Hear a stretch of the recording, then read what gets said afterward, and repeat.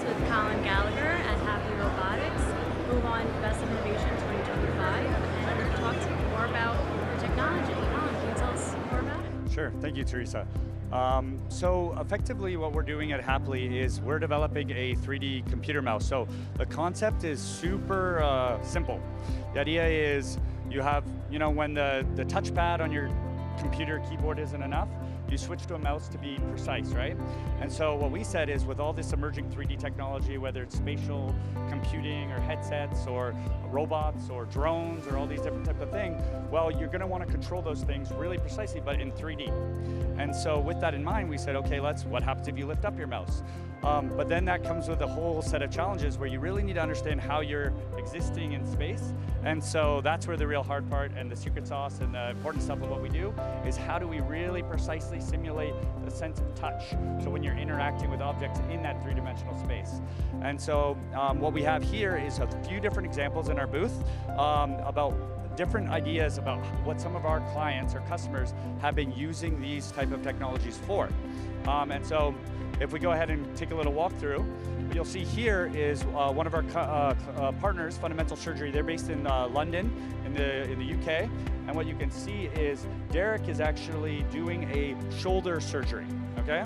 And so this is an arthroscopic shoulder surgery. You can actually see him go in, use a haptic 3D mouse to be able to enter, and he's now inserting a drill, and he can feel what it's like to drill into the bone, and when he clicks the drill button, he feels the vibration of the drill. And what's really amazing about this type of technology is it gives you the real-time feedback, so that not only the sense of touch, but also how deep did you go, all the analytics about the motion, the human interaction inside of that scene, and then they can use that to train the surgeons in real time and give them actual feedback that they wouldn't have otherwise. So that's the type of stuff that, this is kind of the first application that we had of our technology. And so what I would like you to do, you get to obviously kind of see some of that stuff. I'd like you to kind of go ahead and try it. This is our highest kind of end device right here. This is what we call our Inverse 3X. But what you can do is I want you to just, without giving you any real feedback, go ahead and explore the environment, move it around, push down. So what you're doing here is you're actually interacting with this virtual world, okay? And what our device does is allows you to use your hands very intuitively and interact with tools, different objects, different environments on digital systems. And so those can be like this is like a computer game, but Teresa's able to feel everything that's going on inside of that scene and do so with an incredible level of realism. So down to the surface textures all the way to, as you saw with Derek, what it's like to drill into the bone and get that kind of feedback. So this is the type of tools that we've been developing. So those have been our kind of B2B higher end devices. But what we said at CES was that we wanted to basically this year bring that same technology to the creative industries. So people who are working in things like 3D modeling, design, art, designing jewelry, designing video game characters. Now you have these things called GANs that generate 3D models and images just by a text prompt. And so the way that we wanted to interact with those was by working with these type of platforms. So we made a very, very portable system, and this is kind of our CES, what we won the CES Innovation Award with, was that the concept was that you could take this device, you could fold it flat, it has the ability to be extremely portable, and then you can use different types of tools and different types of handles for interactions like we have here. And so here's one of these devices working inside of a 3D scene, but these are the type of editors that people who use 3D software are really accustomed to. But now I can feel the objects, the weights, and what you've done here, you guys are working in film. I just created and entirely programmed a trajectory, a path that I want a camera or a character or something to go through in a matter of seconds, which used to take dozens of buttons inputs, me pressing buttons with my keyboard and scrolling with my mouse, all to try and achieve the same thing. So we're really trying to take with this device, build an opportunity to enhance people's productivity. And so we call this the Minverse. This is the Inverse. It's a little bit of an homage to robotics. It's called Inverse Kinematics for the robotics geeks out there. But the idea is that we took that those same core technologies and those same products and brought them into this type of consumer device.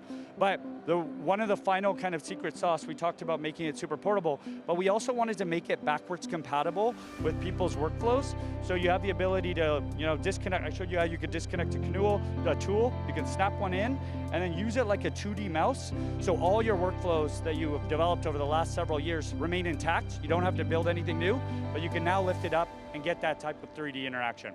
So that's everything we have here. We won 2 awards this year for this, Best of Innovation in Metaverse Technologies, and also an honoree in the Extended Realities, XR technology, mixed reality stuff. So we're launching that product on Kickstarter today. Here you'll see some more of the interaction devices that we have, which are the different types of tools that we've been selling more on the B2B side of things. But what I think is probably the most sci-fi aspect of what we do is this. If we look over here, this is kind of this physical AI, robotics programming, interacting with digital systems, navigating drones, these type of things you see a few of my colleagues here that they're handling.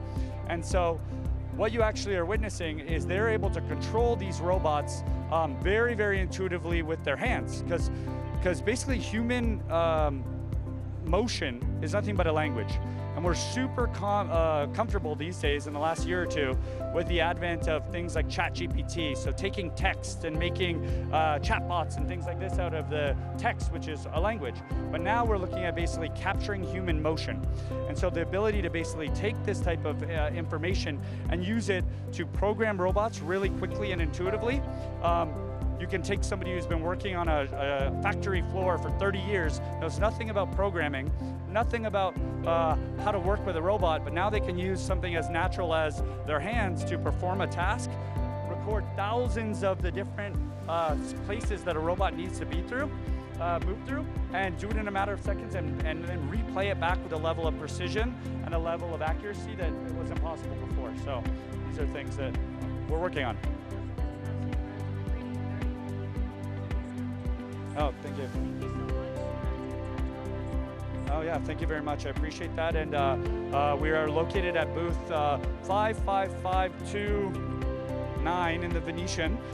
So obviously we have a lot of demos for people to play with. If you're wandering around and want to try a CES Best of Innovation Award, please feel free to stop by, and we'd love to show you what we've been working on. Thank you.